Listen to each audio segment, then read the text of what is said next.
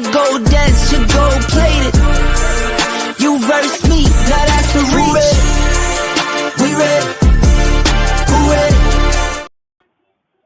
Good evening, everyone. Welcome to the One-on-One Sports Show here on the Black Man Unfiltered Network. I'm Mr. Bennett, joined by my partners, Brother Shawnee, with us this evening. Good to see you, sir. Our coach, he's in the back. Hopefully we'll have Dante with us a little bit later on. Good to have you guys with us, certainly on this week is here. Finally, the week of NFL football. College football kicked off last week. A lot of drama going on in Big D. We're going to talk about it all tonight and whatnot. So, again, this is probably the most exciting time of the sports calendar for a lot of us. So, if you're an avid football time, you've been waiting 364 days for this day. So, it's finally here. And certainly good to have you guys with us. Just make sure as you come in tonight, make sure you hit the like button as you come in, and certainly show some love to the channel. Consider also dropping a Cash App or a Super Chat, certainly to the Black Man Unfiltered Network, and certainly anything that you would want to give us. We appreciate any support. So, again, our Cash Apps are scrolling at the bottom of the screen, but we're not going to waste any time. We already got enough content, certainly to fill a couple of shows. But, and it figures that the biggest news of the week had to happen the day after our show. Jerry couldn't have waited until that night to do what he had to do with the day after our show. And so we're kind of like a week behind here. But first and foremost, Shawnee, how you doing tonight, sir? What's going on? I'm good. It's been busy at work, so, got kind of spoiled working from home because, occasionally I have to go, I go into the office, but I've been going to the office a little bit regularly because we're doing a project and just getting stuck in those rush hours. I know. Yeah, and me, I'm typically like I rush home on Wednesdays. 'Cause I'm the last guy in the office and the last guy to leave. So either like you got to get in before that traffic, or you get in later. So I'd rather come in later, leave around 6:37, and then get home. The traffic is kind of eased a little bit. But, other than that, it's like you got to leave at 6 a.m. So it's like anytime that rush hour 7, 8, 9, you're going to get caught out there for a minute. So I'd rather go after. I don't mind closing the office up. But for this show in particular, I make a point to make sure that I get here at a reasonable time to help prep for the show. But good to have you with us this evening. I know the coach is in the back. Hopefully he'll be with us in a couple minutes. And but let's not waste any time here again. But again, I want to thank everybody for being here tonight. But yeah, so let's get into this, man. So obviously we had the blockbuster news again. Once again, Dallas is always trying to stay ahead of the news curve. And Jerry, once again, I mean, he had the big interview with Stephen A. Smith certainly last week, and that certainly garnered a lot of headlines. But obviously the big news that came out, certainly Micah Parsons, who was already holding out, but I guess was expecting to get a deal with Dallas, but unfortunately that didn't happen, and he winds up getting traded, certainly to the Packers. And I'll have the details up in a minute here, but obviously there's the big news coming out of Dallas, so I figured we didn't waste no time since we got two boys certainly in the DFW area. So we definitely want to just chime in right away and get, your thoughts on this. What happened? I know Jerry was, kind of in his ways and whatnot. And Micah, from what I understand, he wanted to stay with Dallas. But unfortunately, things didn't work out that way. So, again, traded to Dallas. They get defensive tackle Kenny Clark, and they get first-round picks for 2026 and 2027. So, certainly people are asking, was this a fair trade for Micah Parsons? Is this Herschel Walker 2.0? If people don't remember, a long time ago when Jerry bought the team, they traded Herschel Walker, got a ton of draft picks, and they built that dynasty that won back-to-back Super Bowls, and certainly Super Bowl 30 and 95. But could this be the start of something, or is this just ego or whatnot? So your initial thoughts on this trade, how it went down, and what's the reaction out of Big D because of this? And we're also going to compare this to another monumental trade. So, again, Dallas has certainly been the center of attention in the sports world, both in the NBA and in the NFL. But give your initial thoughts on this trade, and how this go down, and what's the reaction down there? Well, how it went down, basically, Jerry and Micah, I think, what was this, in March? They spoke with each other regarding his contract, and as Jerry was putting it, it was basically around that time they basically kind of semi agreed to whatever terms that them two was talking. His agent was not there with him, so Michael, I think Jerry was mentioning some. They was mentioning some numbers to each other, and Michael was like, "Okay, cool. Let's basically get my agent involved in these conversations because I guess they were just talking on their own at first." And Michael's like, "Okay, let me just run this by my agent. Go talk to my agent, and we can start getting the ball rolling." And Jerry the whole time was trying to make it look like that they were when him and Michael talked, there was some agreement, like a handshake agreement, that these are the numbers. Because I believe what was the total? Well, Green Bay ultimately gave him 47 a year. I think Dallas was giving him 40, Yeah. 40 or 41. And at the time, Michael was also saying like his goal wasn't trying to be the top paid defensive player around that time because he really wanted to be a Cowboy. But the main thing Michael was like, hey, get with my agent, talk to my agent. And Jerry just did not want to do that. So time goes by, some making some relatively personal shots at each other, negotiating, and so you know how Jerry takes everything to the media. So Micah then requested a trade, even though Jerry was talking about we're not going to trade him, we're not going to trade him. But keep in mind, all of this is after the draft, you know. But that conversation happened, I believe, before the draft. But I think when stuff started warming up, it was after the draft. And then ultimately, fast forward, Cowboys trade Parsons for the picks you can see on the screen with Kenny Clark, solid defensive tackle. He was Yeah, three-time Pro Bowler. Yeah, Right. I think his last Pro Bowl was 23. I think 24. They say it was a down year for him, obviously, because he didn't make the Pro Bowl. But he will fill a gap, potentially fill a gap. But the Cowboys just had a hard time filling.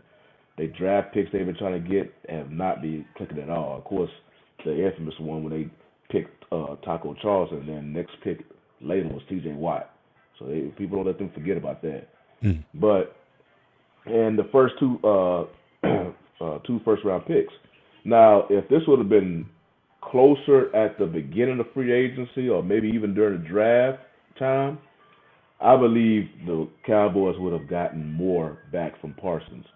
But because they waited a long time, you literally got back. I mean, Parsons is not going to get what a quarterback is valued, but they probably could have gotten like 2 first round picks is great for Parsons, but the team, the Packers are not. That's a title contending team potentially. So you looking at 2 picks, most likely after pick 25, both of them. Now, Will McClay, I believe William McClay, he could be, he's pretty good at drafting first round players, but it's not like every first round pick is a 100% success. I bring up Taco Charlton, Monty Smith is another name, but he does pick some good players from time to time, so that will be helpful for him. Or they can wrap these picks and use them, potentially maybe looking at the quarterback position if a prospect comes available like that. But yeah, it.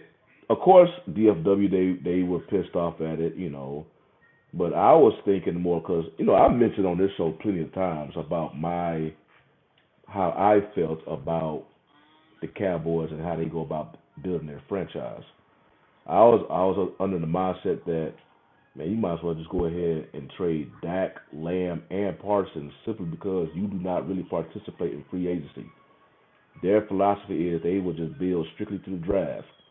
And if they pick you up from free agency, it's usually a player that's coming off the injury list. They can get them for cheap. But they are not going to spend for a potential player who could impact them on free agency. So I'm like, okay, you value your picks because I know because it's just 3 of their signings because Dak played it perfectly. And I think CeeDee Lamb was the second highest receiver when he got signed. But 2 of the 3 reset the market when they got signed. and that would have been Parsons if he would have got signed. That's what he ultimately did. So you would have had all that money wrapped up in three players that we really would have been hearing you complaining about cap, cap, cap, because you would have had no money to spend.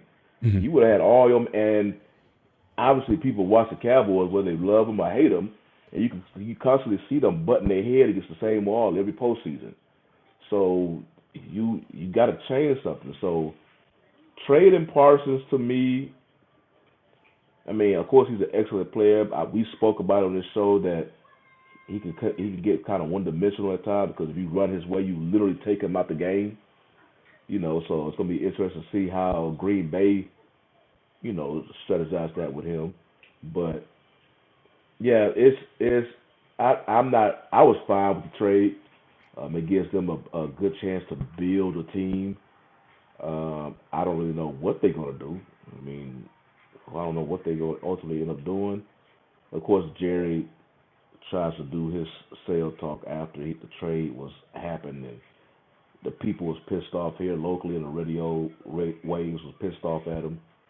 But yeah, to me, I'm cool with the trade. Like I say, I wish it would have been a different team. So the first round picks would have had a more higher potential pick. Because the Packers, you're like, okay, this is gonna be 25 and below. If it would have been like somebody like the Panthers or hell, even the Titans, oh yeah, that would have been lovely. That'd have been lovely because that would probably potentially be a top 10 pick. But hey, a first round pick is a first round pick, so you gotta take them as they come. Yeah, yeah. I don't know. This whole thing smells to me because someone's lying. You had the agent for Micah on First Take, and he broke down the situation. I saw the full interview with Jerry Jones, and he talked all this stuff about what happened and whatnot. And it's like, certainly Micah's camp is saying a whole different story. That initial meeting, though, that handshake agreement they had, basically Jerry kind of maneuvered that, from what I understand, right? It was supposed to be about the team and what the goals are going to be for the next year, and then he starts kind of sliding to this contract talk. And Micah, not wanting, is the owner, he basically had him in a compromising situation. So he was like, he didn't want to necessarily upset the apple cart. So I guess he kind of went, but then he called him later and said, check with my agent. And then Jerry was like in that same interview with Stephen A. was talking about, well, the agent told them to take that offer and shove it up. You know what? And the agent said flat out that I never said it like that. It was just like, look, we're gonna start this negotiation up. And so it just seems like a lot. And then if Jerry's gonna say, well, we need to stop the run. Well, if that was your priority, then why wasn't he on the trading block a lot earlier then? Or why would you even offer him the $40 million or whatever if you never intended to have him, or if you think your team would be better off without him because you need to stop the run? If you're going to admit to the guy's limitations, why are you even trying to negotiate a deal with him? So something just doesn't add up here. Jerry can come up and spin it, any way he wants. Now, having said that, I'm with you, Shawnee. I don't necessarily disagree with the trade because I do think Micah is a bit one-dimensional in that, he's sort of a one-trick pony with the run. And those draft picks, I mean, who gives up number ones these days in success for anybody? When was the last time you saw a quarterback where they gave up number one picks for him? And as far as those picks, talk about what's going to be towards the end of, but he was a beast coming out. So I mean, you can understand that. But I mean, again, it's rare, and you're doing it for a defensive player, and you talk about people talk about, oh, these are going to be late round picks or first, in the 20s. Quite frankly, I don't see. I'll give the Cowboys 8 wins this year. I think the offense will be better because they got George Pickens, but 8-8, especially now that you're going to be even more compromised on defense. 8 wins, 9 wins is going to put you like in the high teens. If they don't make the playoffs, they could be talking about 16 to 18. And again, so I don't see that being a bad pick. I think you can get an impact player in that range. So I not upset with the trade overall, but just my general take is someone is lying because the way Jerry's spinning it and the way Micah's camp is spinning it, something's getting lost here. So that's my take on the issue. Well, basically the story is kind of similar. I think it sounded like they was going back and forth over semantics for the most part. I mean, basically Jerry is trying to take advantage of Parsons because Parsons is a football player. He leaves contract negotiations to his agent. They just, like I said, they was just talking to each other, and it kind of flooded over to contract related talk. So Parsons like, hey, okay, talk to my agent. This is why he's here. But Jared just didn't want to go to his agent. Jared was acting like what we said. This is what we said. This is what we said, whatnot. And then they was just going, and that's really all it was. I mean, for the majority of the time they was negotiating. That was really all it was about. And then, of course, now I say this now, even before the contract stuff. I don't know if you remember. Okay, you remember when DeMarcus Lawrence was he wasn't traded. I think he signed with Seattle, and him and Parsons was having like a little social media spit whatever with each other. There was some stuff. I think I even heard this last season or whatnot. There was some stuff that some players was getting kind of Parsons. Parsons had the podcast, so they was getting kind of annoyed because it wasn't the fact that he was doing the podcast, just some of the stuff he was saying, and that's why you don't do it. Yeah, exposing. So they kind of rubbed them the wrong way. Sometimes his personality was kind of. I mean, they enjoyed Parsons, but sometimes it kind of felt like they was kind of getting annoyed with him a little bit because of what he was doing in the locker room. It never really negatively really affect anything per se, but you heard it. Hey man, stop doing this or the podcast. Now when the preseason when he was laying on that table, that kind of like okay, because they was even saying like if this was the old Cowboys, like if what's his name was his teammate Charles Haley would have flipped that. Hey man, flipped that table over. Wait a minute. Charles Hurley's pleasuring himself doing practice. I mean, in meetings. But the point with that is again, if you're good enough, you can get away with anything in Dallas. That's even when Landry was running the team. If your talent exceeds their tolerance for whatever it is you're doing, it doesn't matter. So I definitely think that it would have something to do. But Coach, get in here. Give your 2 cents. We talk long enough. You take the floor and speak as long as you want. I hate Cowboy fans, man. Y'all the worst in the whole league, man. Y'all cry. Listen, I got friends in Kentucky. They cry the same way y'all do down in Texas about the Cowboys. And Shani, we clearly see who's the owner and who runs the team. Jerry Jones. Ain't no Steven, ain't no Kevin. Ain't none of his sons. They go sit over and be quiet till Jerry Jones step aside or he pass away out on the field. Now, back to the trade, right? So I'm surprised by the trade. However, again, Jerry Jones is the general manager. He goes to the players and say, that's what they do. Hey, man, it's a contract year. What you going to do for us? They run it back. And then when they start saying, let's go to negotiation, the player go get his agent. Jerry Jones was really trying to cut the agent's game out because if he would have been able to do that, which eventually he did at the end, but it was a trade then, every owner would have followed Jerry Jones' suit. This goes to the player and been the general manager. But the thing is, it was a bad trade. You trade him to a division. It could come down to Green Bay and Dallas making the playoffs. And you trade him, even though y'all don't play in the same same little immediate conference, but still, that could be big problems down the road. Dallas is a warm weather team. They go up there to Green Bay in December.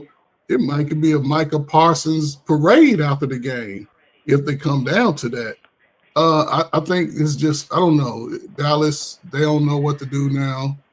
I don't know who they got on defense. Well, they got the one guy. And they need some run stoppers. They need some linebackers. If Diggs come back and play like he did earlier, Dallas will have a good defense. And, but I don't know, man. Next year they need to draft defense. And I don't know who they receivers. Maybe they got their receiver core, so another running back, another lineman next year. Dallas don't need to panic. I don't like Dallas. They always been a rivalry, but Jerry Jones, he's the head. He's the basically the face of the NFL. He can do what he wants. Can't no other owner do that. No, But yeah, Yeah, it's a because bad trade. yeah, but also, so two elements I want to discuss. One is the NFLPA. Is anybody going to push back on this move? That the fact that he tried to negotiate with the other guy's agent. I mean, is anybody? Is Jerry basically? I'm gonna do whatever I want. I don't because the guy's bucked ever since he's owned the Cowboys. He's always bucked the owners when he signed his private deals. He's always got away with everything. I don't think has Jerry ever been checked by the owners or by the league since he's been the owner of the Cowboys? I don't think so. I think the closest thing was when Ezekiel Elliott was suspended. Even though he didn't do nothing wrong, that was kind of a thing between Jerry and Goodell. But that was the closest thing I can remember where it was kind of really Goodell was taking it out on Jerry. So they suspended Zeke for his off the field conduct, and then they turned. Thankfully, Zeke appealed, and it turned out that the lady was trying to extort him. But he was already suspended by the time that information came out. But I think that was between Goodell and Jerry. Right. Because Jerry was saying, man, don't suspend him. Come on, man. But he had to. He had to suspend him, but that's why when they I'm talking about just in terms of like his business practice, like how he goes about his business. That. It's like he's like untouchable. So it's like, look, I don't care. Raise a, you want to file a complaint with the NFLPA, whatever, because no player should be trying to negotiate without some sort of representation. That's supposed to be locked in stone. But Jerry's still like, I do what I want. I don't think that's going to happen. happen. He's the general manager, though. He's the general manager. Yeah, I don't think this NFLPA going to do anything now because obviously, once the wheels started spinning, David Mugoleta, his agent, who was also George Pickens' agent, so Pickens, depending on how he performed with the Cowboys, he may be looking to get paid next season.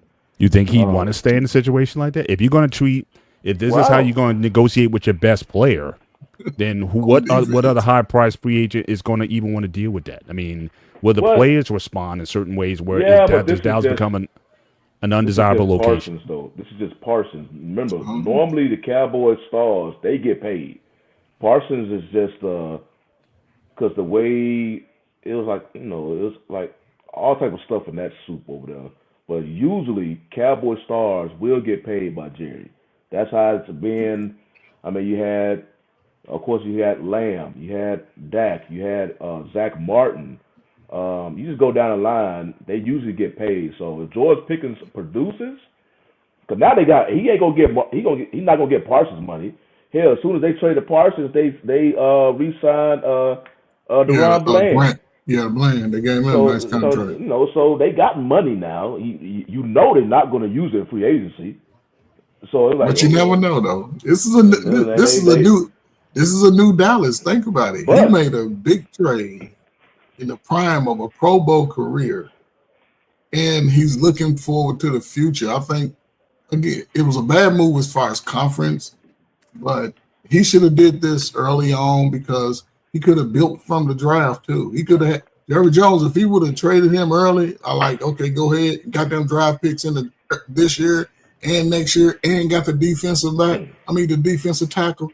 Man, Dallas could be pretty stacked on defense. That's how the radio waves up here was saying. It was like some of them didn't mind the trade because obviously if you paid attention to the Cowboys, it's like you would have signed Parsons. Now you really gonna be complaining how tight you are with the money, and that's Stephen Jones. Stephen Jones don't like to spend at all, but he really would have been complaining. But they was like, okay, now that you traded, we wish you would have traded to a different team, so the potential picks could be higher. Even if it was 2 first rounders, like we were saying, Packers they looking like a potential title run, so they're gonna be low first round. Or if you would have known you were going to trade, which I don't think they knew they were going to trade. I think they wanted to sign Parsons. It just started getting uglier and personal as time went on. So they said, okay, we were thinking, okay, maybe before tomorrow he's going to be signed. But they had other plans. They said, they found a trade with Green Bay, so they let it happen. So All right, let's talk about Green Bay a little bit. So from their perspective, did they overpay for this guy? I know we're talking about them possibly going for a run. I don't know if Micah is the final piece for that. Obviously, they have a nice young quarterback, a better above average QB. They have some pieces in place. I don't know if he's like when Donald went to the Rams, if he was the piece for them to get to a Super Bowl. I don't know if this elevates Green Bay. Did they give up too much to get him? What's your thoughts on Green Bay and their position versus last week? Are they that much better off where now they're like conference contenders, if not Super Bowl contenders at this point, with Micah? I don't think Michael's going to get that money regardless. So, and I guess that comes 47 though. I told people when who's the latest when TJ. It was TJ Watt. TJ right? got 41.5. Yes, when he got his money, I said Michael's about to get his price just went up. Yeah, and a lot of people, for whatever reason, they just refuse to believe. Like, if you are an elite player, they celebrate when another elite player gets money. They know understood, but but by $6.5 million though, because look, all those other guys, Crosby, the guy from Cleveland, and Watt, they're all, the difference between those guys is like $5 million. Yeah. But you gotta remember, Parsons is only 26 years old. He's younger, yeah. Yeah, so plays a difference. They may work, but I think I wouldn't say Packers gave up too much. The only thing they got to worry about now is Parsons back. Oh, shoot. Yeah, so I mean, it's like he may not be even ready for game one. So they gave up too much. Looking at it right now, they gave up too much. I think maybe a first and a second round, but potentially your best defensive tackle and 2 first rounds. It's going to be tough, man, try to rebound because Parsons, he's not he's not a Reggie White caliber player. Reggie White could stop the pass and the run. Parsons, they've already sort of looked at his flaws and like he has to be able to get better. And according to him practicing with the sumos, then we see why. You know what I'm saying? We can see that flaw. But I thought that would be a good exercise to do to get that skill developed, because to move a sumo wrestler, you got to be strong. And you know what I'm saying? So I don't know, man. We'll see come December, man. When it get cold in Green Bay, we'll see how Parsons play. He's playing up to par. Dallas better be winning. They better be winning because there's going to be a whole lot of eyes on them. But, yeah. And for that extra money that he got, I mean, Green Bay is not necessarily a media marketplace out there. So again, I know he had his show and he had his podcast and things like that. And, I don't know if Green Bay is going to be necessarily the ideal place for him, but they'll embrace him. I mean, he's going to cut the podcast out. He won't be podcasting in Green Bay. Well, I don't know. I think he's still going to do that. You ain't going to be podcasting up in Green Bay. They are locally. Some people are trying to compare this trade, make it look like it's the next Herschel Walker trade. Herschel Walker 2.0. That's what I was asking at the beginning of the show.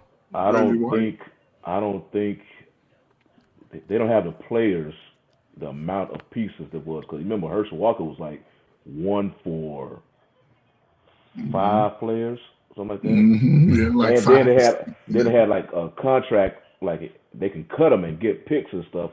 I don't think any GM today would do something like that now. No. Yeah. But still, giving up. I'm trying to remember the last time teams gave up consecutive first round picks for any player, not even a quarterback. Like I know you mentioned Watson, but that's a lot. That's a lot to give up. And again, I think those picks will be better. Everyone's talking about 25, 26, 27. I'm like, show me the wins. I'm looking at an 8 or 9 win Dallas team. They got a new head coach. And so I'm like, I don't see no more than 9 wins for this team. My over-under is 9 for this team. So like I said, those picks can really pan out to be a lot better than what we're giving credit for. So speaking of Dallas fans, welcome our brother Dante in the mix here. So we've chopped it up a little bit on this topic. So if you want to give your initial thoughts on the trade and how you're feeling about this trade, It looks like from your attire, not very good, but go ahead. You might find that shirt in like $9.99 in Marshalls in a few or Ross in a few Yeah, weeks. and what's crazy is what's going on, fellas. What's I up, had bro? just bought this last season because I was like, I need the guys that I feel like are going to be here for a while. And so I was just like, man, that hurt. Like, I got a lot of compliments on it. It looked nice. I got, and it was just like, yeah. But I was like, what I'm going to do tonight, though, I'm going to put the Micah talk to bed. Like, I'm wearing it to show reverence. Like, hey, I appreciate you, but this is it. At this point, I mean, this is comfortable. I wear it around the house, I guess, or, let my kids wear it or something. But I got to stick with the old Dak jersey. But I got that one in like 17. It done been through some battles. I got to get a new Dak, I guess, and a lamb. But let me see. The reason I'll start with this. Jerry Jones in the front office, because I would say it very much seems so with him with the one seat. You led the car on this because you felt that, you were trying to circumvent the rules and have a guy sign a deal that, he needs an agent. And I give kudos to Micah for being like, hey, I need my agent here. I need to do this. Micah went too far, but he didn't go all the way. It was like, hey, let me get my agent. Let me do that.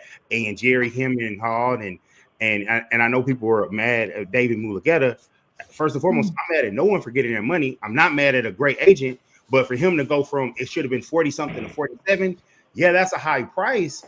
I would have rather you have all of the power in your hands. I would have rather Jerry say, hey, I said you're going to play on the deal. You can miss these games and say that it's injury related, and then at that point we'll get to the rubber meets the road. If you miss too many games, then you push back free agency. You should have had enough Mr. Ambiguity to fight that fight and not trade him at this time. From a team building standpoint, if you wanted to trade him, I never would.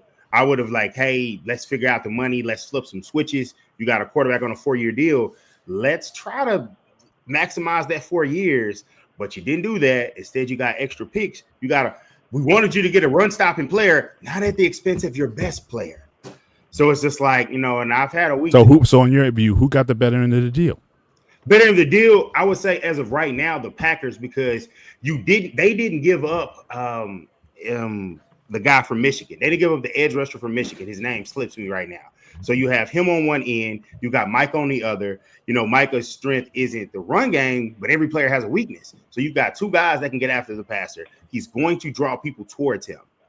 He's certainly going to draw people towards him. So like you have a really good shot with a good young quarterback, which I like Jordan Love. I like that they got him a first-round receiver from the Longhorns, Matthew Golden. So you got pieces there, decent offensive line. So it's like, hey, you have a chance. He said, hold on. Now, and that's scary. The scary part is you absolutely have a player that could help lead them to the Super Bowl and be somebody in it, make impact plays.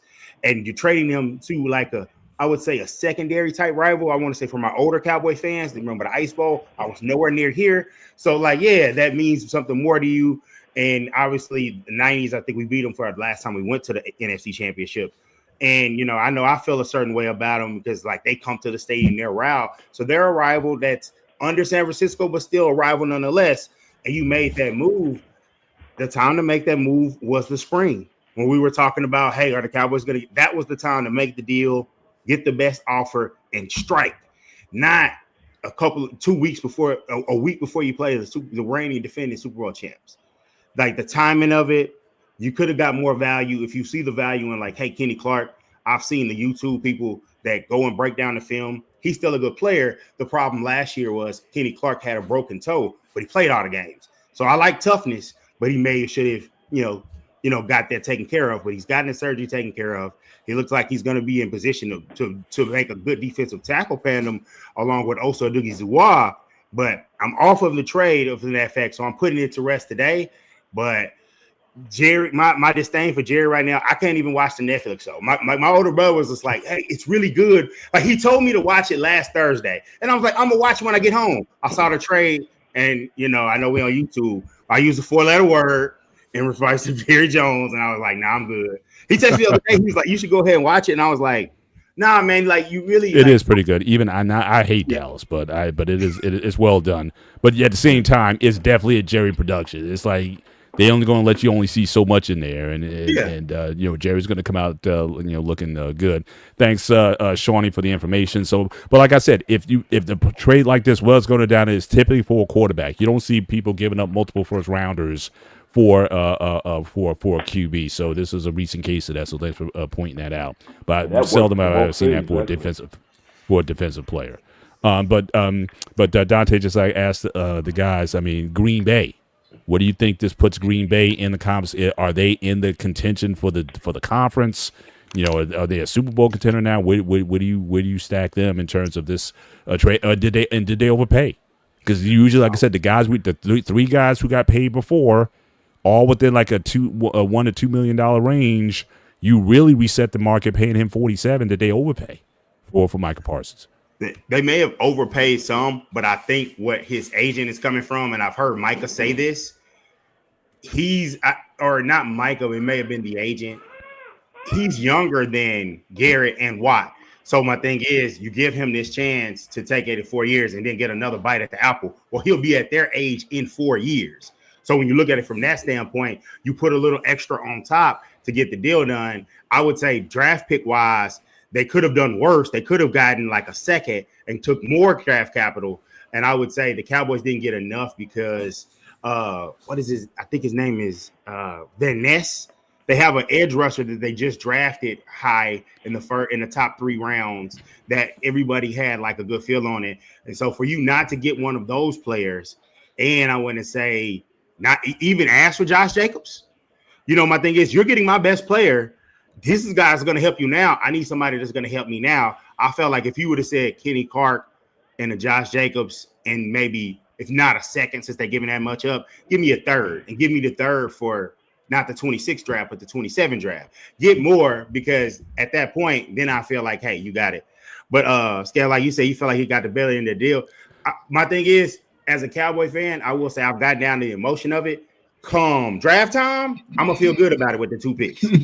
But the trade, I don't agree with the trade. I feel like it's something that it could go from bad to worse. It could go from bad to worse if you're seeing that come January, Micah's lining up and they're in the NFC Championship, with home field advantage. Because if you are a true contender, the NFC North is a great division. They're right there with the Lions. I still think the Lions might beat them just a little bit.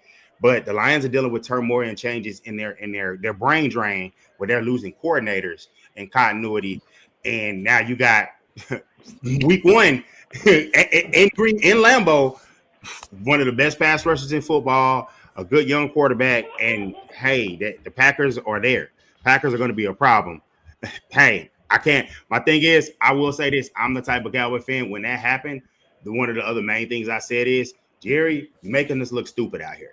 You're making us look bad. You're giving ammunition for every fan base that hates us. Mainly the one that Washington, the Commanders, and who we're going to play tomorrow night in Philly. The 49ers, even though they're rebuilding, so they might want to be quiet because I think they're in for a rough season. But nevertheless, everybody kind of can take your shots. And I was like, as a Cowboy fan, you just got to say, hey, look, it is what it is. And just roll with the punches. At least the game start, because I was tired of talking about Micah. I was tired of him talking about laying down on the couch. I was tired of all of those things. Not so tired as much that I wanted them traded.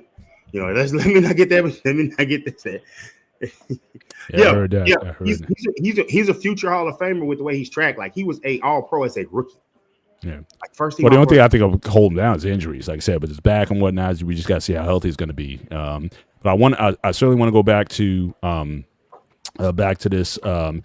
So again, obviously Dallas has had a lot of turmoil in recent years regarding. I mean, obviously last year you had the Luka trade, and the fan reaction from that. So what do you guys think was sort of the bigger, since you guys are in the Dallas DFW area? What was the bigger reaction? The trade of Luka or the trade of Micah in this in this last couple of years? Oh, that's a no contest. It's by far, Luka. Yeah. By far, Luka. Because the whole thing about Luka, it was totally unseen. Luka never requested a trade. You even know Luka and the Mavs was going back and forth with each other. and Luka just led them to the NBA Finals the year before. So we just sitting here in our households, laying on the couch, and they see I get an ESPN notification saying that the Mavs have traded Luka for Anthony Davis and so on at right before midnight. Hell, even Luka was asleep. He wasn't expecting anything. So that was with Micah. You knew once Micah requested a trade. Okay, it was a small ball, but it was rolling. It was something starting to roll, but it's just negotiation, and then me personally, I was not surprised about Parsons being traded. Like I mentioned earlier in the show, it would have really hit them with a cap. And I'm like, I think a lot of people who were really complaining about or was really hard about Parsons being traded is because of the name. But I'm like, if you watching the team, they suffer the same damn defeat every single year. Parsons is not. I mean, they haven't went on to did anything special with Parsons. Now Parsons has produced in games, and then last time in playoff, Parsons completely disappeared. So I'm like, okay, you keep doing the same thing for like over a decade, and you might as well try something because you're gonna have three top earners on your team at the same time, and the team already don't really participate in free agency. But yeah, by far it was Luka because it was completely out of the dark. You saw the ball rolling a little bit with Parsons, and then the more him and Jerry, like you mentioned the whole Jerry Stephen A. interview. I didn't watch it 'cause I just got tired of it. I mean, y'all saw it on a national scale. Here locally, everybody talking about it. Everybody talking about it. So even Jerry just went on did a Good Morning America interview. I'm like, come on, man. I'm like, y'all, all right, Jerry. But yeah, he knows how to milk it though, and he knows people will watch. I mean, all this stuff with the Netflix documentary, with the Stephen A. interview, now the Good Morning America. I mean, look, but facts, because like I was saying earlier before you got on, Dante, somebody's lying. Because Jerry in that interview with Stephen A., he talked about stuff that that the agent said and whatnot, and the agent had to go on First Take and refute everything. Again, someone's spinning a narrative here, and the truth is, maybe they say the truth is always somewhere in the middle, but I just don't get it. Jerry's going to spin this story and see reality the way he wants to see reality. And nobody in the NFL, not the Players Association or the owners themselves, haven't been able to stop Jerry Jones in 30 years. So he's going to continue to do what he does. He's going to sell it to the fan base. That's what. For sure. But let's move on to the larger NFL. So obviously we have, obviously week 1 starts tomorrow night. Obviously the big matchup. You got the Eagles and the Cowboys. Up there. I know my Steelers are playing the Jets. 1 p.m. on Sunday. So a lot of marquee matchups that are coming up. You also got the Bills and Buffalo rematch of the playoff game last year. So again, a lot of good matchups. Green Bay playing the Vikings. We'll see if the Lions. We'll see if those guys can rebound, how healthy those guys are going to be. But you got a lot of marquee matchups that are going to be coming up. This weekend, starting tomorrow night. I think it was on Amazon Prime. So again, a lot of big things. So again, your thoughts on that matchup, and particularly the Eagles. Do you think are the Eagles certainly the team to beat this year again? Are they in your mind the forerunners to go back to the Super Bowl, if not repeat as Super Bowl champions? Or do you see somebody else coming out of the NFC? I don't know about the Eagles going back, 'cause that's a hard thing to do. Everything has to line up for you back-to-back champions. And hell, we mentioned on a couple of weeks ago, even the own division. You would think they got the division locked up, but the division can never have repeat winners. Well, Shawnee, all that's about to change. You're going to see the first repeater in years with the. That's what they said when the Eagles made it to the Super Bowl last time. I mean, it's still in the midst of that, so I don't know. I mean, it's just wacky. Hell, even when the Cowboys won 3 straight 12-game seasons, and it's just, I don't know, because Washington, they improved, so they may be potentially challenging Philly for that division title. But at the game tomorrow, Usually Dallas is a division rival, so they're gonna play each other tough. I know we just finished talking about Parsons and him being traded, so it's gonna be interesting to see how the defense goes. I can't really speak about the Cowboys offense right now. They're an enigma right now because they slightly improved their running game, and then you got George Pickens who has high expectations. So I want to say the Cowboys offense has improved. I don't know yet, because I think they may have something there. It ain't gonna be no record setting, but I think they'd be a vast improvement from last year because they have legit wide receiver talent on both ends, and they should have a somewhat productive backfield. Hopefully, now if they don't have no running game, then it'll be just like last year. Gotcha. Shout out to Dante for the $5 super chat. Every time Jerry Jones tries to prove others wrong, he proves them right. And I'm not a Cowboys fan. I appreciate the super chat there. Trey, you're going out on a limb here. He's picking the Titans for the upset Cam Ward, rookie quarterback, and versus the second-year quarterback in Denver. They still got that secondary. I don't know, bro. That's bold. That's bold. That's a bold pick defense right there. is so stout. So like him coming up against them, I don't know how I feel about that one, but I like the boldness because Cam Ward he's looked pretty good. Yeah, for sure. Only one ball pick Spoon. I think when he gets 2 targets a game. We'll see. It'll, like I said, it'll be a very interesting matchup. I don't think so. Any other matchups you guys seeing on the schedule, Coach, that you have a particular interest in? Any upset picks just going into week 1? Just off the list here. Man, I'm interested to see the 2 at the bottom for real. I would like to see what the Bears do in the second year, what I'm saying, with their quarterback. And, they hadn't really spoken highly of him over the preseason, so I would like to see how he bounces back. And with the Ravens and Bills, man, that's a toss-up.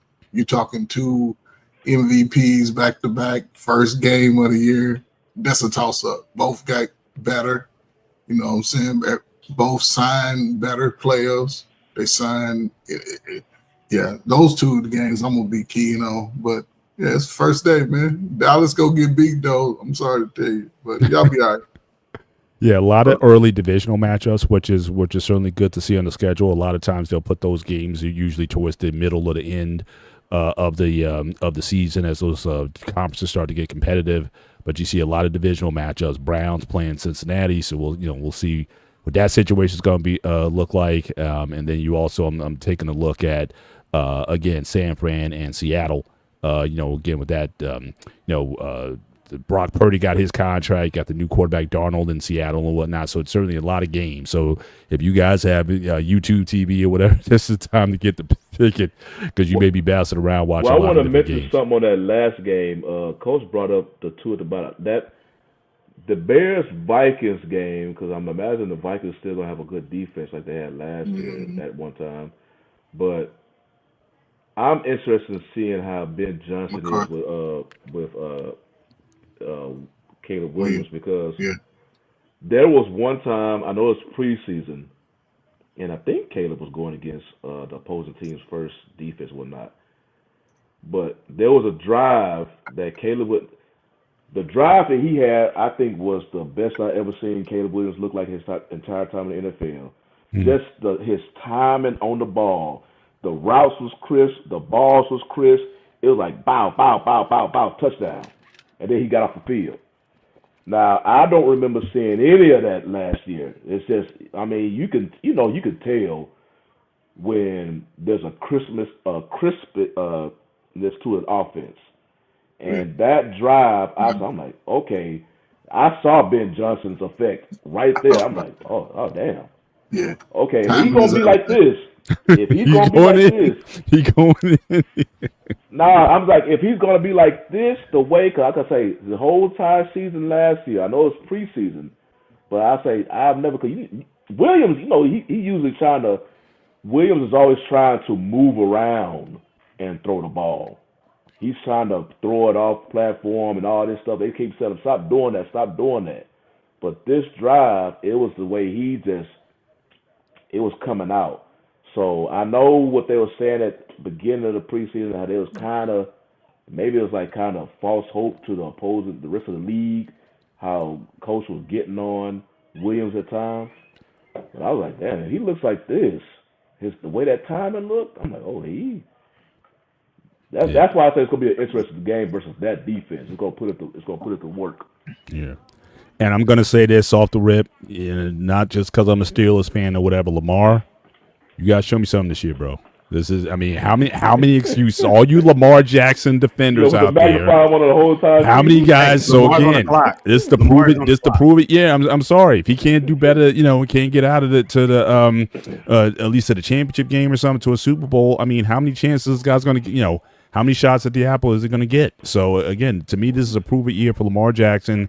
Can he finally get over the hump, and can he get to that next level? I mean, I think he's been around long enough. And we'll see what happens there. But let's move on to the college game.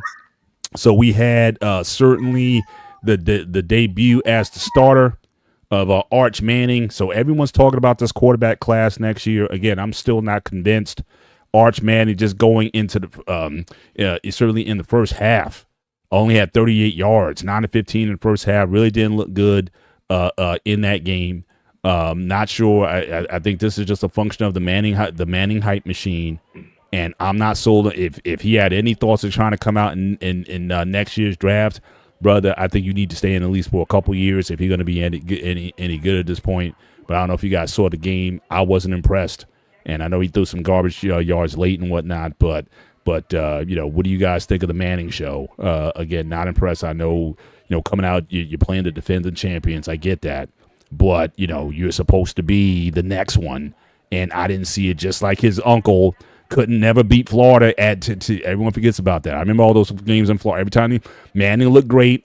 When he went up against Florida, he always lost. In fact, Sports Illustrated, one time they had a cover with him wrestling an alligator. Because he can never beat those guys. So I don't know if he's going to make it there. But before we go on, also, again, shout out to Anton again. Is that if the Dallas Cowboys want to win another Super Bowl in the foreseeable future, they need to follow the blueprint of the Chicago Blackhawks. Obviously, my man's always the hockey fan. And then another $5 super chat. The Dallas Cowboys have the second most deranged fans in North America. The team that's first, the Toronto Maple Leafs. So, again, my man's always going to give I promise you, Anton, at the start of the NHL season, you have an open ticket, open seat to come up, and you can certainly preview. We'll give you a slot because all the supporters you give us here. We'll give you a slot if you want to preview the NHL season for 2026. So that's an invitation that you got there. But yeah, I mean, I saw the game. Again, not impressed. Is it too early? Yeah, maybe. But certainly them being in title contention. I don't see it. But again, I think he may need a little seasoning, too much pressure, whatever it is. What were your thoughts on Arch Manning? If you got a chance to see the game, what were your thoughts on coming out the gate? Go ahead, Dante. Okay. So I didn't get a full chance to sit down and consume the whole game, but basically, I was streaming it. I went from watching it to streaming it because I was out of town, and then I was like listening to the end of the game, the very end of the game on the radio. What my feel from it is this: as somebody in Rooster, Texas, this is not just a Arch Manning problem. Somebody is getting a big pass from the media in this one. And that person would be Steve Sarkisian. Steve Sarkisian has been here a couple years now. He's rebuilt the talent base. He's gotten players because before players would not come to Texas because they couldn't go pro. They were not developing the talent. That problem's gone. You got the guys. Now it's time for the X's and O's. And if you don't know, if you don't recall from the national semifinal 6 months ago, he has a problem in the red zone. Ohio State stopped them in the red zone in the semifinal. They stopped them in the red zone here. And then in the playoffs the year before, Washington stopped them in the red zone with a chance to go in and win the game and go to the national championship.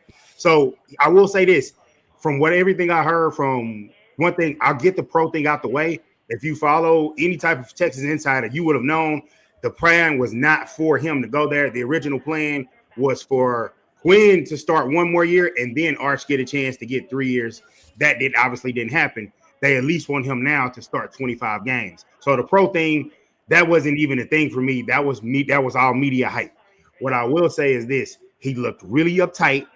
The mechanics weren't there.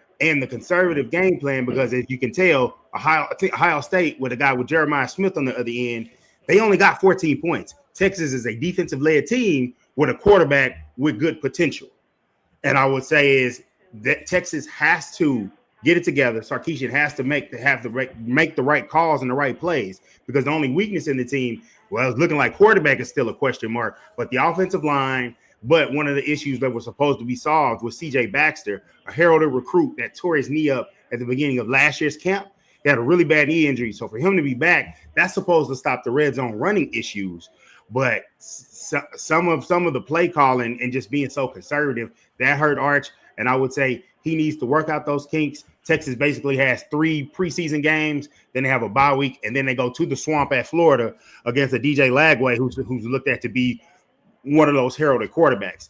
But it's something that I wouldn't panic over, but it is something that is concerning. Like, I'm not thinking like, oh, it's nothing. I'm not that. No, it is concerning that he looked that bad. He needs to, obviously, it's not going to help playing the 3 scrub teams you play. But when he goes to the field against Florida and then the next week in the Cotton Bowl against Red River against Oklahoma, which has a good defense, he needs to be much better prepared. Yeah, I agree with Dante about Sarkisian, because, of course, Manning has so much attention coming to him before this game. That's why he had all these people, these expectations and high expectations and whatnot. It's not his first start, but it's his first start knowing that he's the quarterback, and he don't have to, look over his shoulder, because otherwise he was just filling in when Ewers was injured. And that was the thing last year.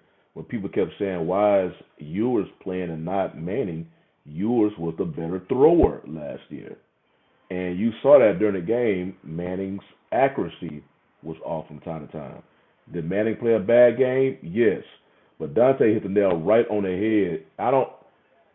I have no understanding why, especially when you're going against a good Russian defensive team like Ohio State, and you just played them. That was the last game you played last year versus them. So that should be fresh in your brain right now. And you tried to, I remember last year when Ohio State had basically at the goal line stop, and you had Quinn Ewers as a quarterback. Quinn Ewers is damn near a statue.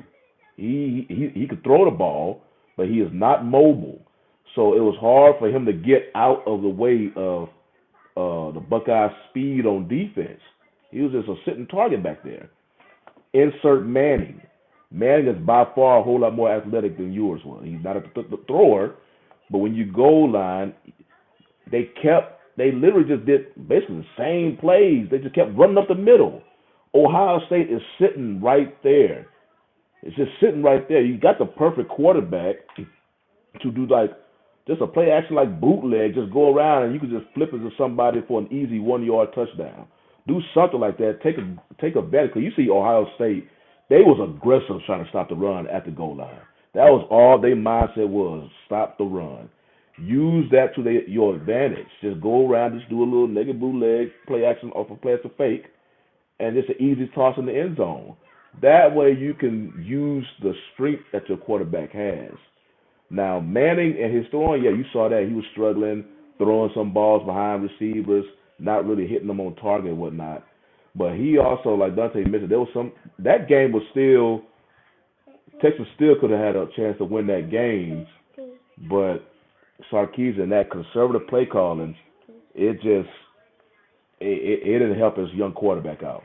So now all the attention and negative attention is on Manning because his lack of production on the field, and Sarkisian, he's able to go in the room and close the door because nobody's talking about him. Everybody pointing at Manning. So it almost like he left his quarterback out to dry. Gotcha.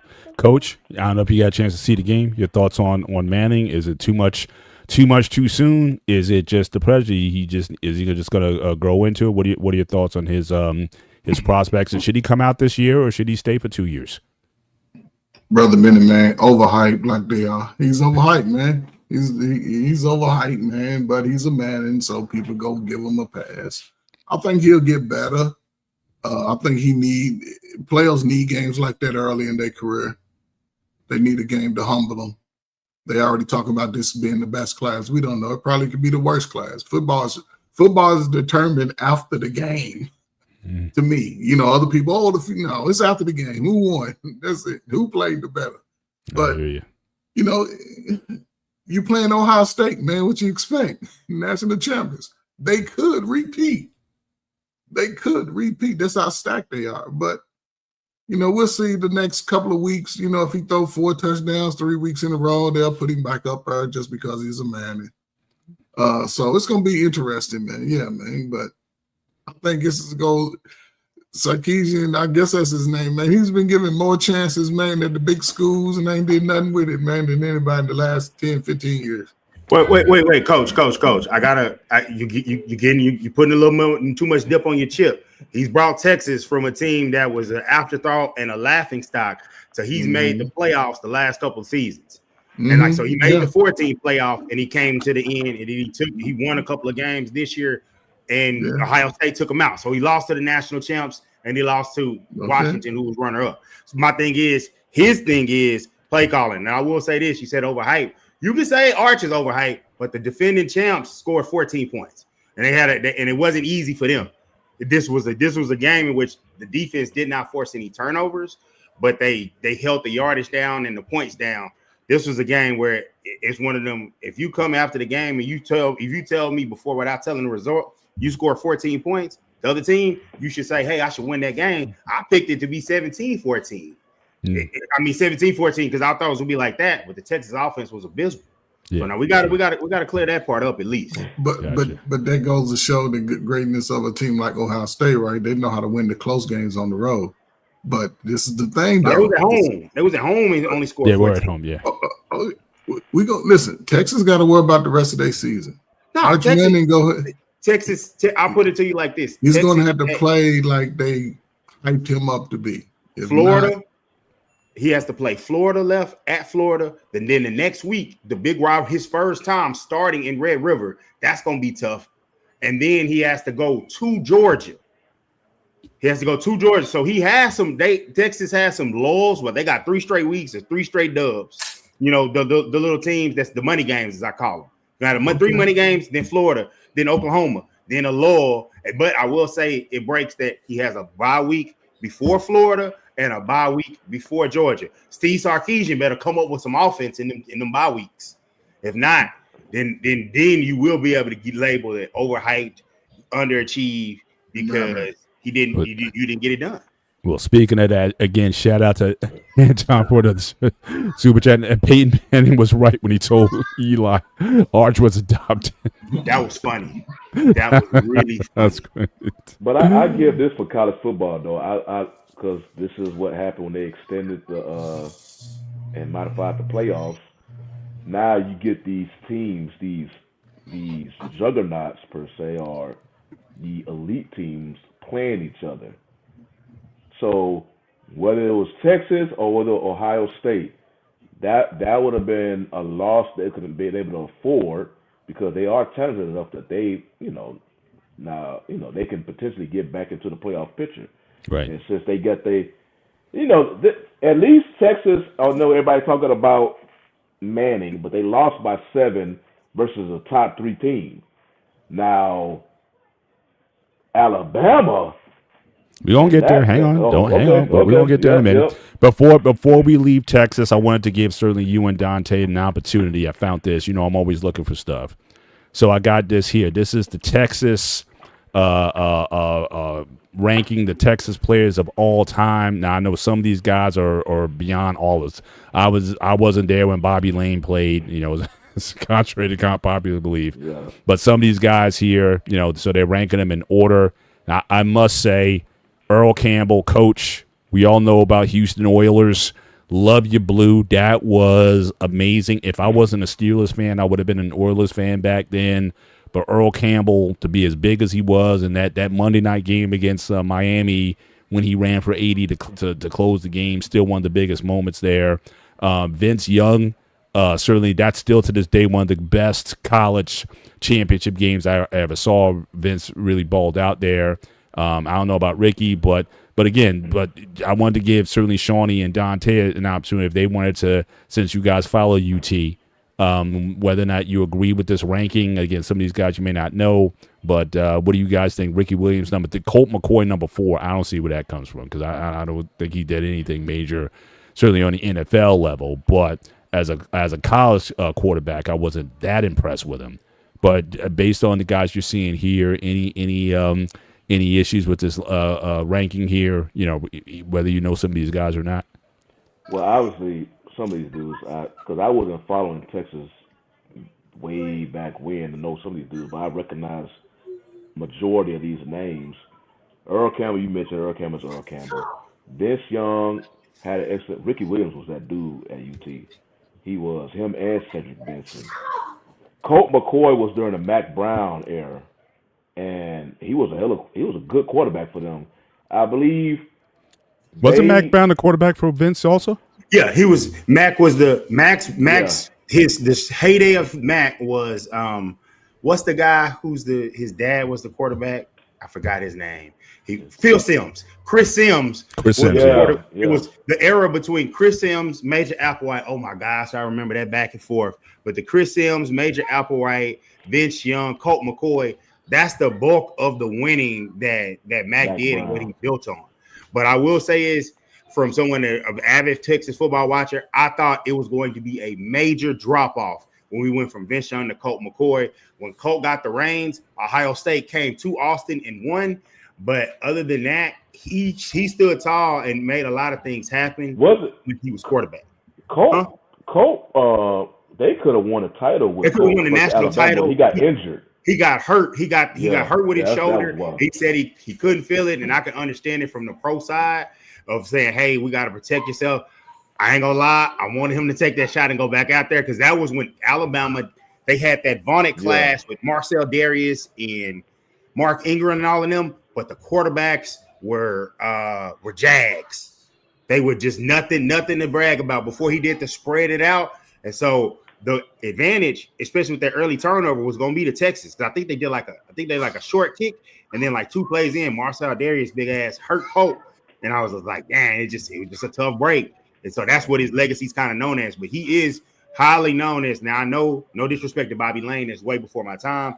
Colt, to me, in the modern era, is the second best quarterback after obviously Vince. Yeah.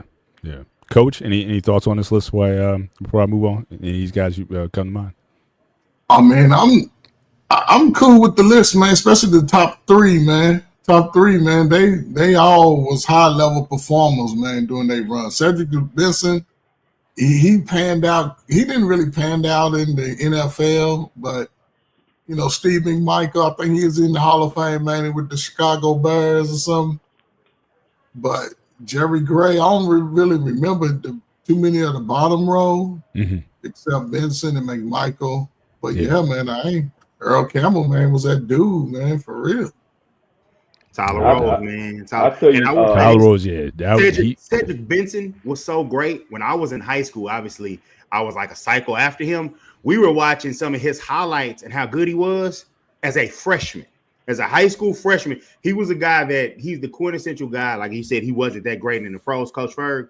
He was a guy that sometimes the Texas athlete is overdeveloped and pushed that way. So he may have peaked by the time early in his college year. And like some people try to say when he won the Doak Walker, it was a career award. But I was like, I think he had like 1,800. I was like, man, or something yards that season. So I really wasn't feeling that. But Cedric was one of my favorite Texas Longhorns. I'll tell you this quick story about Benson.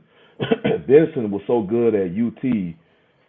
Remember, Adrian Peterson was playing, and he was wrecking shop in East Texas, but he played at Oklahoma. And everybody's saying, why the hell you go to Oklahoma? You should have been playing for UT.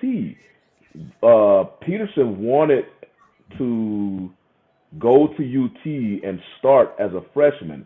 I believe Mac Brown was coach then. Mac Brown was like, I can't start you as a freshman because we got Benson carrying the ball. So that's why Peterson ultimately went to Oklahoma.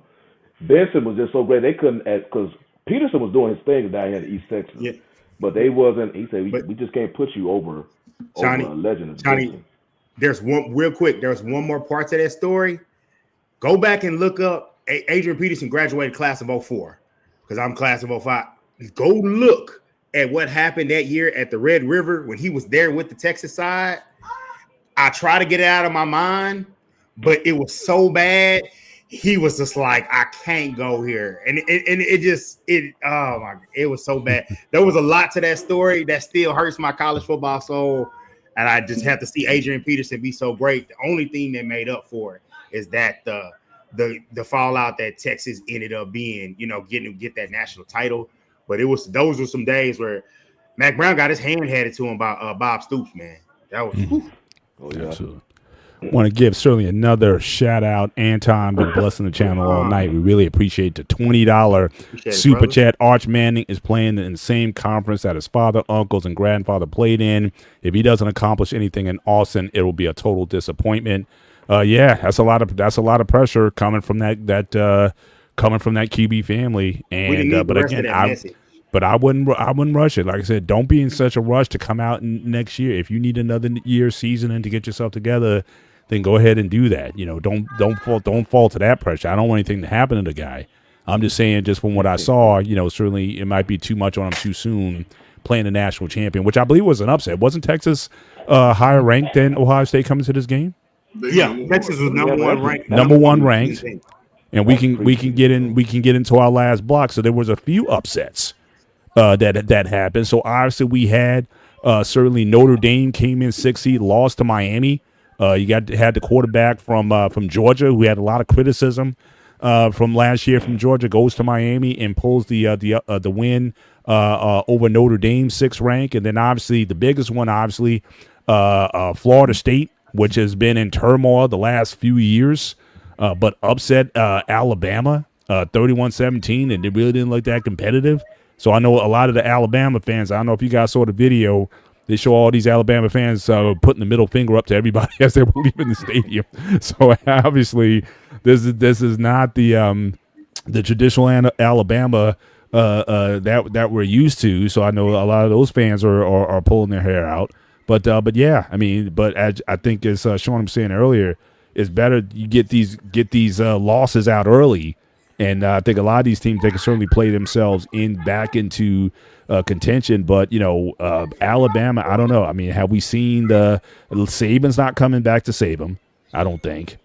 And they paid this guy a ton of money to come. I think from Washington was his last team to come down and coach these guys. So I don't know. Is Alabama, are they going to be a middle of the pack sort of team here? But what were your thoughts? What do you think was the bigger upset? I mean, I would think it would have to be Florida State, but certainly, what was your big takeaway from the weekend? And then one I did not talk about that we got to talk about. Bill Belichick makes his debut. Welcome to the college football ranks. So we'll talk about that. But from these, so what was your big takeaways? And obviously you had the catch. They had a couple one-handed catches over the weekend that they were highlighting. But what were your thoughts on the game? So again, let's start with Coach, and we'll just take it down the line. What was your what upset? What do you think was the most stunning? Oh, I'll just go through all three of them real quick. I think the Florida State Alabama upset was probably the most shocking first week.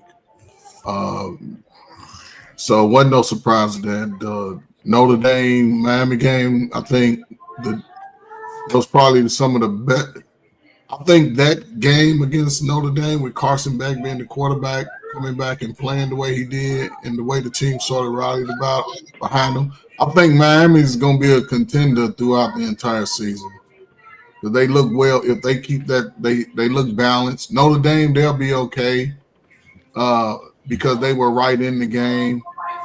I think, man, when you get down in that nice little Florida sun, man, the sun done hit and the setting on that ocean, man, there's too much going on. But it's still early, man. I think all four of these teams will probably be in the top 25 when the season's over with. North Carolina, Bill Belichick looks sort of lost to me. They started out on fire. I was like, man, North Carolina might look good. And it fizzled out real quick. And he just looked lost. I think he's going to have to put a headset on. He's going to have to put a headset on and sort of always be, I don't know. He's going to have I don't know, man. He's going to have to, I don't know. They just looked he just looked out of place, man. So we'll see. I got you. Shawnee? I think the Notre Dame Miami. I guess by seeding, you can say it was an upset, but I don't know. 'Cause I think those teams usually when you get to those seeds, they pretty well even teams, and that's why you saw a good game. I mean, literally, this catch right here basically was ultimately the game winner per se for Miami. That was just a good game. Um, the Alabama Florida State, I think by far is the biggest upset because one, Alabama was ranked number 6. Yeah. And Florida State is not ranked. And the thing about it, because Kellen DeBoer, he's a good coach. I mean, he got the job because I think the season prior he just led Washington to the finals, even though it was a back and forth game versus Texas. But Nick Saban left such an incredible size shoe. That whole South down there, they got spoiled, and they got hella spoiled. And Kellen DeBoer, he's losing against teams that Saban was just. I think somebody said something about he only lost to 2 unranked teams this whole time. They're at Alabama, I believe. Like it's just like he the shoes that he left, and that region. Yeah, I don't know what they're saying about the boy right now. You know they are super passionate. I mean, y'all talking about Cowboys fans. I don't even know Cowboys fans as passionate as those fans down there in Alabama, because that's all they have many times. So, but the coach was bringing up Belichick was looking lost. I don't know. I don't pay 100% attention to them like that. But usually when coach was up there in New England, he's a football lifer. It's just all about football. But it seems like when he came down to UNC, that woman he with it's getting all type of attention coming his way, and it's like coach says. I mean, he's an older dude now too, and he just want to coach football. But it's like ever since I don't know, man. You be hearing some weird stories regarding them, and now you already know that he put his son as the heir to the position when he leave. And I'm looking at USC probably looking at both of them like, man, we don't know damn Belichick is not coach no more if they gonna lose like this. But yeah, the TCU just came out there and just embarrassed them. And I saw a video. I guess his woman was trying to talk to him on the sideline. No problem. I don't know what she's doing down there, but he just walked away from it and started standing in the field. So I don't know, man. It looked like he distracted. Yeah. Dante, thoughts on the upset and on the Belichick situation? On the upset, Florida State, as down as they've been, I didn't think they had the guys. I just think they didn't have it. But with all of the recruiting rankings and how highly talented the squad Alabama has, to get smoked like that, that's not happening in the Saban era. I don't think that's happening in the Saban era to an unranked team, even in week 1. I don't think that's happening. And a buddy of mine, he has a pod, and he was saying that on his pod, he was just like, I don't know if they realize that they're going to run him out of town. He's not the type of guy that really looks like he's built for this. And like Shawnee said, having those type of losses, that's not going to make it. That's not going to make it. And also, I would say for Bill, and for as far as Bill is concerned, he doesn't have the talent. Like the Belichick way and some of the things he's done. I heard he came in and got some of the people that were there and just, let them all go. You don't know the college game. You don't know the game, and it's just like it's a repeat of what happened in New England of having the control. And where could you get the control again after the pros? College. That's why he didn't get the job with Atlanta. which love Raheem Morris, but I don't know. We'll see how that one goes. But him just, it may have been best that he just, I never saw college as a fit. I don't see him making it past this season. I think he'll step down, let his son take over, and then, you know, rock out with his fiance or whatever he's gonna do. But it's tough to see a legend go down like this. But it's also fun for as smug as he was. Now you get at the end of the NFL career, you're getting your ass kicked. Beginning of your college career, you're getting your ass kicked, and it's just like it might not be for you no more, man. So the question we're always asking ourselves is, how does it look now? Was it more Brady or Belichick? That discussion has always been ballied around and whatnot. Or did they need each other? You know, just looking at his. I think they needed each other. And early on, people do this. They romanticize it with Tom. The first three, and man, that was a lot of the defense. It was a lot of the defense teams. And then after that, when they had that break of winning Super Bowls, and they circumvented the cap with the TB12 facility right next to, you know, nobody ever investigated that. But you better believe if this was, you know, other teams, they would have done that. But and then they won those last ones. It was like definitely Tom, his ability to switch the receivers in and out, and you know have the money to spread out was a big deal. But early on, Bill led the way, man. Gotcha.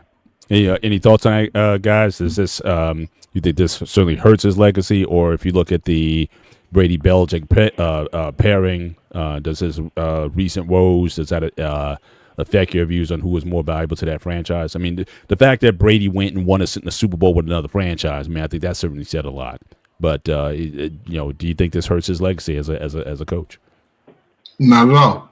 It doesn't do anything to his legacy. This is sort of like he's like in the playground now. He's at that age. His name, you know what I'm saying? I think this will probably be his only college stint. With him and Brady, I think they needed each other at that time. Bill Belichick had been a head coach, you know, really he had some pretty good teams, but they didn't show up in the big games. And the fact that he pretty much allowed Tom Brady to sort of just run the offense as he saw fit, that, you know, he put a lot of trust in Brady, and just even the coaches that were under him. You know what I'm saying? He gave him a lot of freedom to be creative, and he just made sure to play. He's like a Tomlin to me. You know, you're going to run out defense, like we say. You better be at practice. Don't be late. Don't be out there in the streets acting stupid, because we will cut you. We will get rid of you. And I think at that time, you know, I don't say this on shit up, but under both of them, there's a lot of suspicious activity going on. So, you know, we got Deflate Gate, we got video, we got stealing signs, we got everything that would garner us for to be kicked out of the league going on with them at that time. So Kraft was he was Jerry Jones of the AFC. So I hear you. Last segment of the night, gentlemen. Again, great combos tonight. Certainly looking forward to the start of the NFL tomorrow night, and I think the whole weekend. I think this is one of the better weekend matchups that I've seen in quite a number of years. So I think the NFL certainly hit the right mark tonight. But last thing, I want to go back to the NFL. So I saw these ranks. So again, they had these ESPN analysis came out, the ranking the QBs this year. So Jalen Hurts at the guy just won a Super Bowl, and yet and still he's at the bottom of the pack in terms of ranking. Now they don't have all the rankings here, but these are, I guess, these are the notables. We can debate over the top four. If they got, I think, I don't know if they got that order right, but we could talk about that. So, but when I saw this, I was just a head scratcher. Like, what does Jalen Hurts have to do in order to get some respect in the NFL? So however you guys want to tackle this one, we'll start with Coach first. Are you good with the ranking of the top guys? What stands out to you from that? And then Jalen Hurts ranked 38th. Mind you, there's only 32 teams, so I don't understand where they coming with this analysis on what does the man have to do to get some respect around here. I don't get it. But Coach, how do you take this one? Just the sake of the top 5, I'm gonna say the top 5 is good where they are. That 1 through 5, yes, but to see these last 3, you can take her. I don't know, man. Jaden, that I would definitely put Hurts within the top 10. He'd be a top 10. Herbert, he'd be a top 15. Him and Daniels being the top 20 together, just because Daniels, he had a great rookie season. This is the tale of him being one of those generational talents in the NFL if he has come out this year. Herbert, he's been in the league long enough. They always have high expectations of him, but 35 and 38, that's disrespectful, man. Jalen Hurts, he done had to go do this ever since college, man. How you win a championship, then you get taken out of your starting job, and here you are winning Super Bowls. What's his 4th year in the league? You win a Super Bowl. Come on, man. That's no respect. They probably as well put him at what? They might as well put him at that last quarterback ranking in the league, man. It's disrespectful. No, Shout out to Lost in Translation in the building tonight. The ultimate Cowboy fan. We could have had you certainly for the early part of the show with the combo, but good to have you on board as usual. And before you guys go on, again, I just want to acknowledge our guy again, the super sponsor for tonight. I want to make sure I get my super chats in for again, Anton. You've been blessing us all night. Really appreciate your support of the channel. Nick Saban isn't coming to save Alabama. Period. War Eagle. Yeah, I absolutely. And then the last spot, again, another super chat. If Bill Belichick is fired in North Carolina, don't be surprised if Greg Schiano hires him to work at Rutgers. How about that a turnaround? Because Belichick hired Schiano to work for the Patriots, and that'd be something. If Bill Belichick came to Rutgers, that would be that's right down the street from me. So that would be quite the story in and of itself. And they'd be like, kid there for the story. College quarterbacks. It's just the defensive coach, like what Patricia did to Arch Manning. He's going to stretch quarterbacks. Yeah, for sure. But go ahead, Shawnee, your thoughts on this. What sticks out to you most on this list here? Well, one thing, Cliff, this is overall rank. This is like not just quarterbacks. This is basically they look at Jalen Hurts as the 38th best player in the league. So you can have running backs above him, and so on. Okay. So this is overall rank. Yeah. So Okay, my thing, this is just based off of one season, 24 coming into 25. If you go into 24, because they obviously haven't played a game as of yet, Hurts finished 20th in passing yards, also 20th in touchdown passes. Many of the success, because remember, with just a miss of take some players off the roster here and there, in particular Saquon Barkley, that same Eagles team was in flux the season before. They started off hot and just fell off, and then had that embarrassing playoff loss versus the Buccaneers. So they had some internal issues going on. Saquon Barkley came and changed everything. So a lot of this is basically, Hurts was able to play in spots, basically, because he had a running back that if he decided could have broken the season record and broken the single game record in the same season. That's how hot Barkley was. So Hurts was just able to play in spots. Unlike Burrow, clearly Jackson and Allen are more Allen than Jackson, but their importance to the offense is just clear. They do so much for them. But a lot of those other players, now of course, y'all mentioned Justin Herbert. I would have put Hurts over Justin Herbert. Justin Herbert had this halo over his head that people just can't. They just got they what they see in Herbert is just like what they saw in Lawrence, and they kind of left Lawrence alone. Herbert has the physical tools. That's it. He has the physical look of a quarterback. I'm not saying he's a bad quarterback, but he hasn't really accomplished anything. Definitely not to the like. Pretty much, Jaden Daniels accomplished more pretty much already than just Justin Herbert. And he only played 1 year. Justin Herbert had the embarrassing loss versus the Jaguars when they made that comeback. Now, me, I don't like to put that on quarterback because he don't play defense. He did his thing on offense, but they still had an embarrassing loss. But yeah, Jalen Hurts is basically had to play in spots. So I can see why he was ranked 38 because a lot of the offense that the Eagles did was hand the ball off to Barkley, and he rewarded them greatly. So like I said, this is just going from last year into this season. Now this year, they may put a little bit more in Hurts' hands, but just remember, before Barkley, the last image that we had of Hurts was the Eagles literally sliding down after starting like 10-1 and 23. So, yeah, Saquon Barkley is basically the main reason why they end up having a Super Bowl run last year.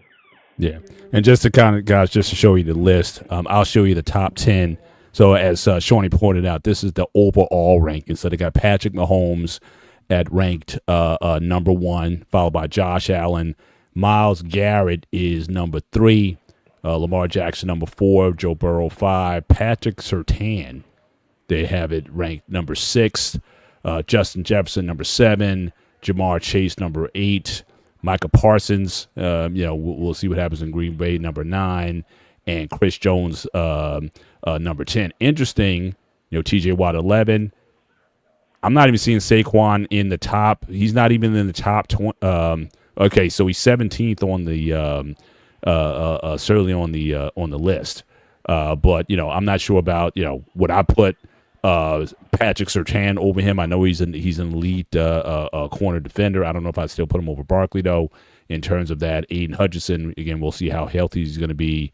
Coming into this season. So this is kind of like the top, some of the top guys here. Kyle Hamilton. I don't know if I put him him Brother on Bennett. But you know why they put those defensive players like that over running backs? Because most of those, especially the defensive players, all of those players can create their own plays. A running back needs blocking.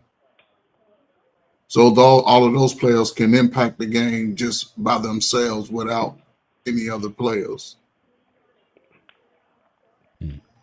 Good point. I'm sorry, who didn't get a chance to go? I didn't get a chance to go. Okay, yet. go ahead, Dante. I've been waiting on this one. All off season.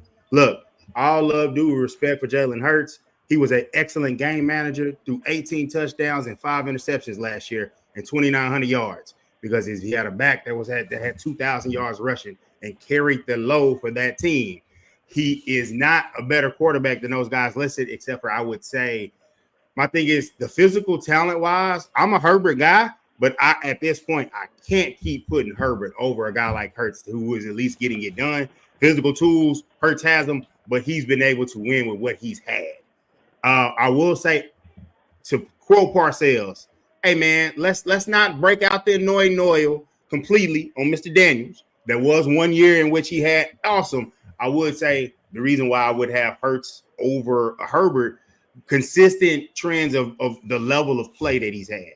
And we've only got 1 year sample size, but I'm okay with you having them high up there because you're kind of projecting where things will go. The only thing is I will say about them is it's going to be tough because now everybody knows you're coming, even though they very well could win the division. They very well could be because I know that was mentioned earlier. It hasn't been a repeat winner, but yeah, Hurts is a good quarterback. 38th for me might be a little high. I have him maybe in the top 50, maybe a little lower. I didn't see that full list, but and it's not my thing is I know it looks as because he's an Eagle or whatever, but it's just like no, what I've seen him in his career. If you line it up against other quarterbacks in his same ilk, it's just like he's had the team success of having a better team. I don't even want to go into the stats that he had to get to the Super Bowl times, the trips he had. Like he literally got carried to the Super Bowl, and because they were worried about Saquon Barkley, he threw a couple of touchdown passes. It was a blowout, so he got one of those. Well, here you go. Here's the Super Bowl MVP. So it's just like it's no diss on him, not nothing against his accomplishments. He has great quotables, but no, he's not. He's not to me. He's not like a top 10 upper echelon QB. All right, and I just dropped that link to that list in the chat, so you find that on ESPN, that top 100 ranking. Certainly for Lost, Lane Johnson, offensive tackle for the Eagles, he was the highest ranked offensive lineman on it, ranked at number 12. So you could definitely check him out there as well. But yeah, I mean we're coming up towards certainly the end of the show. Stay tuned for next week's show. Definitely, we're obviously the big fight next week, Canelo Alvarez and Crawford. We're gonna have a big preview. So I'm looking to have some fight guys on. We can chop that up a little bit. I'm trying to pull Poppy Blanco out of retirement and bring him on the show as well. So definitely we're gonna be able to chop that up and whatnot. Just want to acknowledge one more super chat again, Anton. Can't thank you enough for supporting the channel tonight. $5 super chat for the first time in NFL history. Half of the teams are starting a black quarterback. How far we've come, certainly in recent years. So a lot of great guys in the league representing, and so again, definitely definitely a step up for the NFL. But any closing thoughts, gentlemen? Certainly, as we wind down the show, we can start with Dante and wrap it around, and Coach close it out. As always, we actually have time for it. So okay, I couldn't find my preview show. I looked for it, but I'm just gonna talk about everybody talking about stars of football, but on the FCS side, I know a lot of people doubted that once Deion left, FCS, HBC football is going to be in shambles. But I think not. Prairie View has a new head coach named Tremaine Jackson. He's been talking about building the standard and the level of elite as an FCS team for Prairie View. And that, we played the 40th annual Labor Day Classic this past weekend, and TSU actually took the lead late in the game, and Prairie View actually won with literally with no time remaining with a touchdown pass. They were FCS team of the week. And I was just, proud of my alma mater, proud that they came through. Because he talked a lot of noise in the offseason. People talking trash. But he was like, no, I'm confident in my team. The other team talked back in the press conference, told the Prairie View coach Coach Jackson to take some grass home with him. So Coach Jackson got the victory. I wish I'd shared this video with a little bit of grass in his hand. I love a good back and forth. I love it. And in fact, they had scored the game-winning touchdown, the second to the last play of the game. Unfortunately, the pick plays, they called a penalty. So with no time left after scoring it, so to make it even more dramatic. So proud of my alma mater, proud they do that. So represent for Prairie View and them. Hopefully they can, the goal is to make it to Atlanta for the Black College National Championship in December. Got to win the SWAC first. So this is step 1-0. Keep it going, man. Awesome. Shawnee? My thing is, I know it's college football is overreaction Sunday because a lot of their games are Saturday.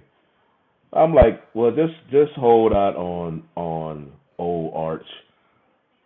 Of course, I think he played. I don't think he's going to be a Heisman hopeful, but I think he will improve as the season go on. He'll get more comfortable. I believe Sarkisian will get more comfortable with the play call with him. But I some people are already writing him off for the whole season. I think he will get better.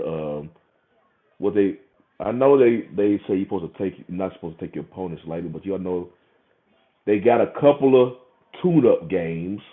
They can kind of get his gears rolling right before the game in Florida. But yeah, I think it's still definitely some room for improvement for Manning, and you see a lot of people with their overreaction. It happens every. That's the thing about football because they only play one game a week. So whatever happened on game day, if it goes well, give the fans a week of gloating time. If it goes bad, that's why I'm glad fans are not GMs.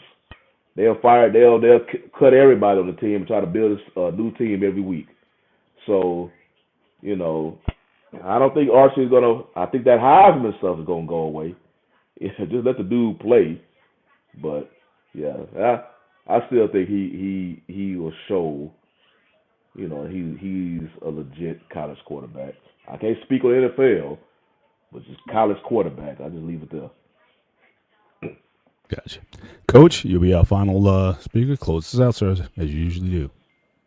I mean, listen, man, this is gonna be a great week, man. Going into the weekend, man. I know everybody can't wait till tomorrow night, man. But in between those times, man, we still gotta think about our health, man. Y'all make sure y'all eating right, getting some movement, some circulation, enjoy these last few weeks of this nice summer weather. Get outside, man, get some fresh air. Let's take our kids to the park, find a merry-go-round, put them on it, and you run around the merry-go-round till everybody fall off the merry-go-round, and man, and pick them up and brush off their little bruises. But no, man, listen, man, it's football season, man. So everybody relax. Let's let the teams play. We're gonna see some great football. I think this probably be one of the most exciting years of football in a long time, as far as across the board in the NFL, man. Everybody got their positions filled. Got new coaches, new coordinators, it's ready, man. Let's gear up, man. Next week, I think we're gonna have a lot to talk about, man. Salute to y'all, man. And lost in translation, yeah. No. Definitely, if there's a day to take off tomorrow might be it. Look forward to some great football tomorrow. So again, enjoy the rest of your week. Remember, I said the Dallas is going to beat the Eagles. We'll see. I mean, obviously, got to show. Lost in translation. It's one of those deals. Dak is 9-4 in his career when he starts the games versus the Eagles. So I come into the game. I ain't got my head held down because of obviously Parsons leaving. I'm thinking like this. I don't agree. I can't remember who said it that there was going to be a problem with Pickens. Now they're gonna be doing a lot of throwing the ball, and it's going to be plenty of targets for Pickens. It's going to be Pickens, Lamb, and Ferguson up the seam. So I think we got a pretty good shot. Awesome. Andre K, I expect you to see you next week. There you go. Again, next week, the preview show, Canelo, Crawford. We're gonna definitely chop that up a bit, and look forward to that, as well as talk about week 1 and all the games going on in the pro league and in the college game. So again, for all you guys, thanks again for joining us. Make sure you hit the like button again as you leave the show. And make sure you share the content. We're going to get some shorts off of this, whatnot, so definitely pass the word around. Always a pleasure to share the stage with all you guys. And, it's always good when we're all together. So, again, I know you got responsibilities. You guys got stuff to do, whatever, but it's always just so much better when you guys are around. So really appreciate all you guys. Much respect to you. So all you guys, salute to the chat. As always, you guys enjoy the rest of your week. Enjoy the games. Take care. God bless. And we'll see you next time. Good night.